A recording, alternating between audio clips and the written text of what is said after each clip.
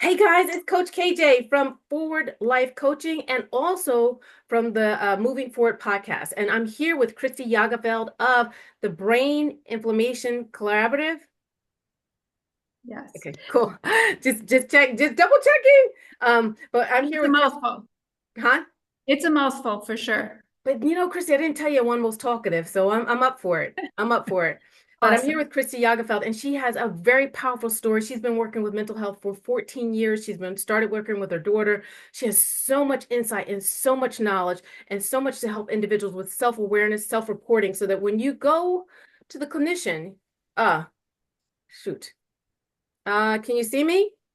Yes. There we go. So then when you go to a clinician, you're well equipped and well prepared. So Christy, I just got a 10-minute link, a 10-minute warning. So I wanted to ask you, we talked a little bit about dysautonomia, and as you started to dig deeper, you found what?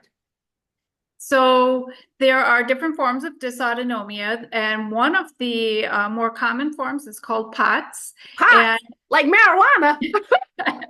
I get a lot of This different. is a G-rated show. We got kids listening. Yeah, I don't know why they use that. Well, I can tell you what it stands for. It stands for postural orthostatic tachycardia syndrome. And unfortunately, there's a lot of reactions when you say POTS, and or people think of pots and pans. And it is a little bit frustrating when you're just trying to describe it to people. So it has to do with people who the posture piece of it is when patients lay down, they often feel better. And orthostatic has to do with your heart rate, and tachycardia is a fast heart rate. And so it's if you are laying down, your body is not having to pump blood from your feet to your brain as if you're standing up, it's a lot harder. Your body has to work a lot harder to get the blood from your feet to your brain. But if you lay down, it doesn't work as hard. So that's what the posture part of it. It's actually something that's very underdiagnosed, and probably something that now that long COVID has come into the picture, something that millions of people actually have. Christy, you know what? Can you imagine a child having POTS and being in school and needing to lie down, and the teacher's like, "You lazy, you're lazy, get up," or da da da da da, because they don't understand it. It's not a communal understanding. I always say that as we move forward in knowledge, we need to make sure that it's a broader insight. We need to make sure that teachers, law enforcement, community workers, social workers, parents, etc., understand it so that we're speaking a universal language. There is a clip. I have a picture. It was on my Facebook page. I'm not sure if I still have it. But Adam Levine of Maroon 5, he had a concert. I don't know if you saw it, but there was a child who was having difficulty. And so because he was having difficulty, Maroon 5 and the whole band laid on the floor, or Oh, Maroon 5 that's and several awesome. others laid on the floor with this young gentleman so that he could calm down. What does laying down do for your daughter or do for individuals with POTS? So actually, having a chance to rest, lower stress, those types of things definitely are useful. And when, like an example, my daughter would have is she'd go to gym class and they would work in groups, and he would have some sit down and then they'd have to stand up and they'd have to do their thing and they'd have to sit down and then be back doing things. That is really hard on a person's body when they have POTS, because their body is constantly changing and their body has to adjust from that. And because it affects your autonomic nervous system, you have no control over your blood pressure, your heart rate. And when you don't know when it's going to dysfunction. And when you're doing things like that, it's making it even more taxing. And so that lazy piece that you mentioned, that was brought up many times. She just doesn't want to participate. She doesn't want to be in gym. And so she's lazy or uncooperative. And Defiant, oppositional defiant disorder, exactly, oh, exactly. depression. Yes, all of those things. And, there's so much that we could touch on. It's very hard to not, different school programs, they have IEPs and 504 plan. Is that what it's called? Where I you one, get yeah. you get different accommodations for your kids. And even that becomes somewhat contentious, because a lot of teachers don't believe that that's necessary. And They how do don't you understand. convince them? It becomes something where, do you send your child to school? Do you keep them home? How do you keep a normal sense of life, Yeah. quality of life?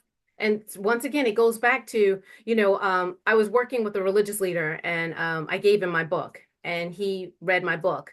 And then he started to talk about my book. And I said, the book wasn't for, I mean, it was for you to read, but realistically, it has to get into the individuals of, it has to get into everyone's hands. It has to get into the individual's hands because guess what? There are going to be things in the book. There are going to be things that you read online. There are going to be things here, there, and etc. If you only hold it, then the person who's listening only gets the tidbits that you share, right? So if you're going to a teacher needs to understand the whole picture, not just the little tidbits that come here and here, like to Google something and try and understand it, because they're not going to understand the depth, the complexity, the urgency, the frequency of an individual's needs. So, Yeah, yeah, and that's a really good way of putting it. And many of these chronic illnesses that all overlap, and my daughter has many, it is almost unbelievable to a lot of people who don't know much about it. So definitely they need that background, but then they also have to have the ability to accept it, even if they don't understand it. And I think a lot of that is difficult for people. the ability to understand it, accept it, and implement it. Because even if I Yes. understand it, right? If I don't have the ability to implement it, so if I, as a teacher, understand it, but the administration doesn't understand it, or someone else who's a part of the makeup doesn't understand it, then it becomes difficult. One of the things that I say a lot of times right now is that we need to understand that there is a 130% higher rate of suicide amongst female physicians. They are trying with their best to do a lot of things for patients because they see things, they understand what the patient's needs are, but because of the insurance and a lot of other things they have to go through, the loopholes that they have to go through, it makes it harder for them. So imagine you taking on this profession to save lives, but your hands are tied and you can't do anything to help people when you know what is the right answer. So yeah, it's the understanding it, it's the access to the information, but it's also the ability to apply it. And that's what we have to make sure that there's a universal knowledge, universal language, so that we can begin to apply things and get the supports for kids. But guess what? Christy is doing that. She's working on that. She's working on that universal language. But she's going to tell us more about how she's working on that universal language during the podcast. So stay tuned. Look forward to our podcast, the Moving Forward podcast, on the third Sunday of July, where we will be interviewing Christy Jagdfeld, and she's going to share more with us about her story and how she's moving forward to make a difference with neuroinflammation. I look forward to it, Kellye.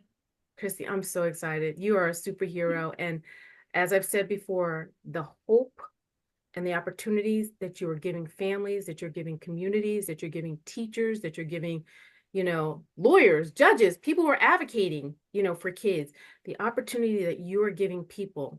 I can only say thank you. For those people who forget to say thank you, who don't have an opportunity to say thank you, I'm saying thank you on behalf of them for all that you're doing.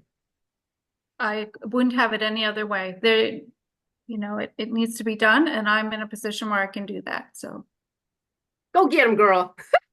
thanks, Kellye. Thank you, Christy. Uh-oh.